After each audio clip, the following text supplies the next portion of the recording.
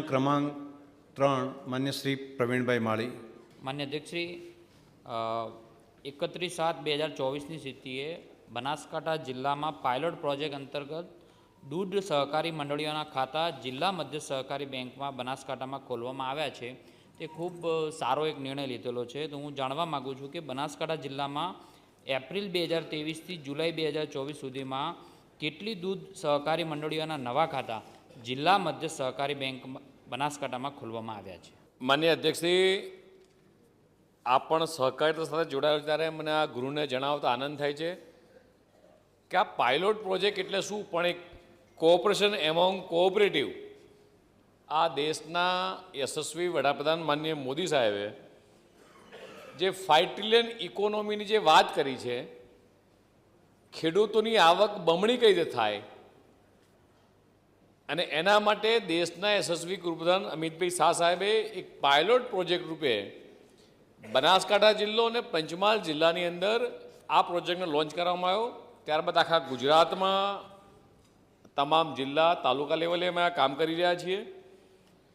જેટલી પણ કોઓપરેટિવ સંસ્થાઓ છે, જેટલા પણ પશુપાલકો છે, જેટલી પણ દૂધની ડેરીઓ છે, આ તમામે તમામ લોકોના બેંકના એકાઉન્ટ, એમનો બેંકનો સંપૂર્ણ વ્યવહાર એ ડિસ્ટ્રિક્ટ બેંકના માધ્યમથી થાય અને એના માટેનો આ એક પાયલોટ પ્રોજેક્ટ શરૂ કરવામાં આવ્યો હતો।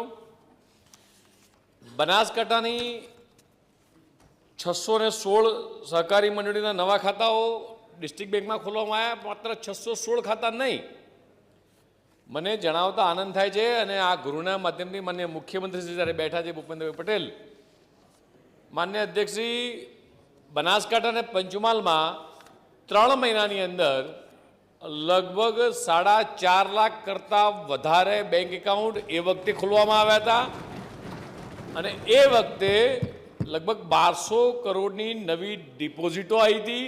અને આજે આખા રાજ્યની અંદર અમારા જયેશભાઈ બેઠા છે, ઘણા બધા સહકારી આગેવાન મિત્રો બેઠા છે, લગભગ 22 લાખ જેટલા નવા એકાઉન્ટો ખુલ્યા છે અને લગભગ 6,500 કરોડની નવી ડિપોઝિટો એ બેંકમાં જમા થઈ છે। માન્ય અધ્યક્ષશ્રી, આ જ કહી આપે છે કે સહકારી ખાતું દેશના યશસ્વી વડાપ્રધાન માનનીય મોદી સાહેબના વિઝનથી અને દેશના યશસ્વી ગૃહપ્રધાનના જે લીડરશીપ અંદર ચાલી રહ્યું છે કે આખા ગુજરાતમાં સહકારતા માળખું એ દેશમાં સૌથી મજબૂત માળખું ગુજરાતની અંદર એ પારદર્શક રીતે ચાલી રહ્યું છે। તે માટે માનનીય મુખ્યમંત્રી લાખ અભિનંદન પાઠવું છું। हाँ मान्य मावजीभाई।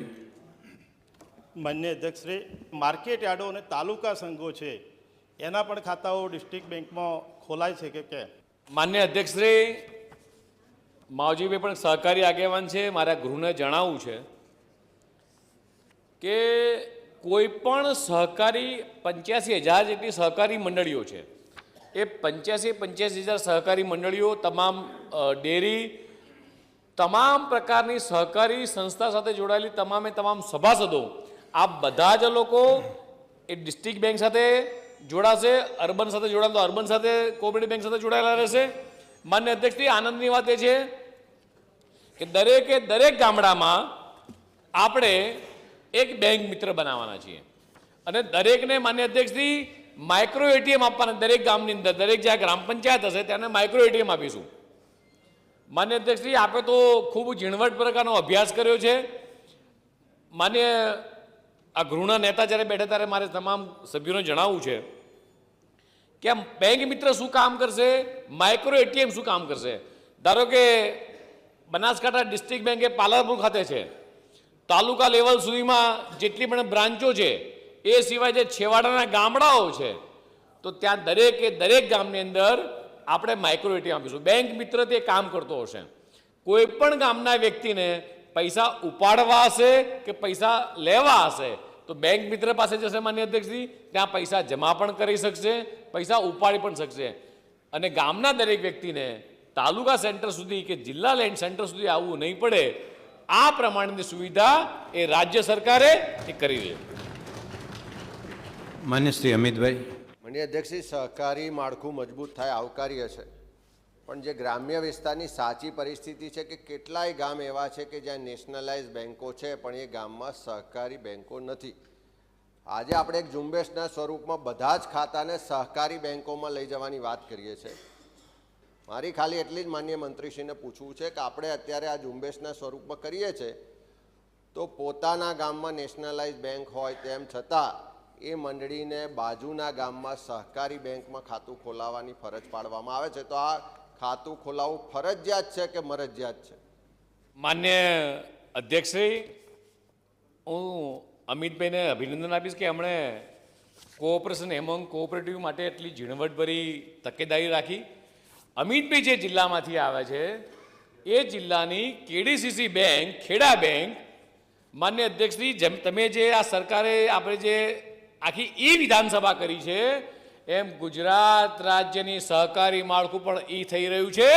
લેપટોપ લઈ, આઈપેડ લઈ અને ખેડા ડિસ્ટ્રિક્ટ બેંકના એમના જિલ્લાની અંદર બેંક મિત્રો જાય છે.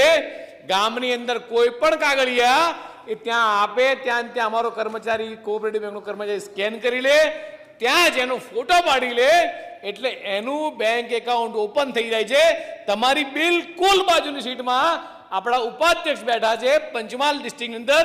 એટલે એવું કહેવાતું હતું કે જ્યારે દેશ આઝાદ થયો ત્યારે જે વિદેશીઓને આપણે સાચવતા હતા, વિદેશથી જે સિગરેટો આવતી હતી, આપણા કપડાં વિદેશ ધોવા જતા હતા અને એ લોકો એક પછાત જિલ્લાઓ જે આપણા કહેવાતા હતા એ જિલ્લાએ સૌથી પહેલું કામ કર્યું છે. એટલે મારા ગૃહના માધ્યમથી ઉપાધ્યક્ષ, અધ્યક્ષ અને ઉપાધ્યક્ષને અભિનંદન પાઠવવા છે કે આવા જે છેવાડાના જિલ્લાઓમાં પણ ઈ બેન્કિંગનું કામ થઈ રહ્યું છે અને આખા વિશ્વની અંદર ઈ બેન્કિંગ આખા વિશ્વમાં સૌથી વધારે જો નેટવર્કિંગ કામ કરતું હોય તો ભારતની અંદર થઈ રહ્યું છે.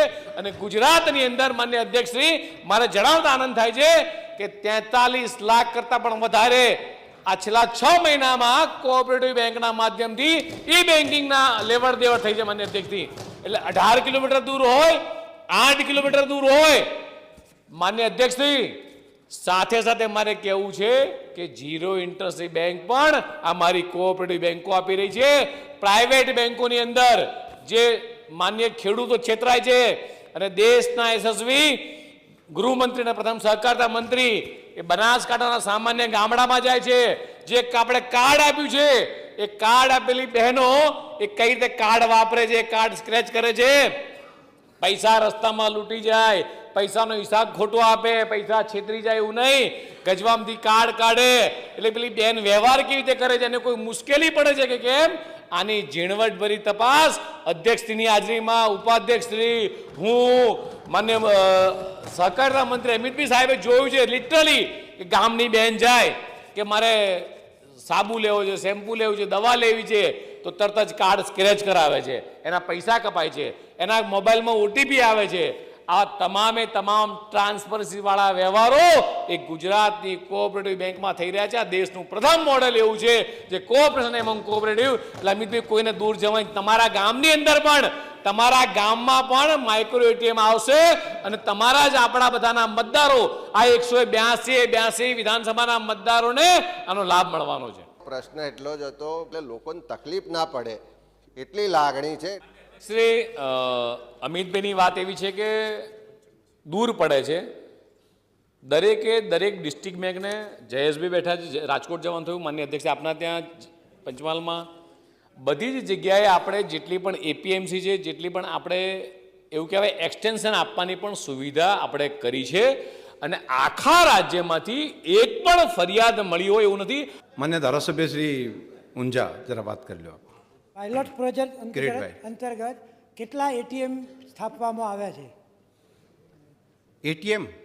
માઇક્રો એટીએમ, એટીએમ કે micro ATM? Micro ATM, micro micro ATM. માન્ય અધ્યક્ષશ્રી,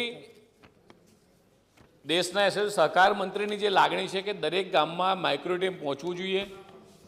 જ્યાંથી અમને જેટલી પણ રિક્વેસ્ટ આવી છે જે બેંકના માધ્યમથી, અત્યાર સુધી આખા રાજ્યમાં 7800 જેટલા એટીએમ કાર્યરત થઈ ચૂક્યા છે અને બધા જ કાર્યરત ખૂબ સરસ રીતે થઈ રહ્યા છે. આગામી દિવસોની અંદર રાજ્યની તમામે તમામ પંચાયતોમાં માઇક્રો એટીએમ પહોંચી જશે.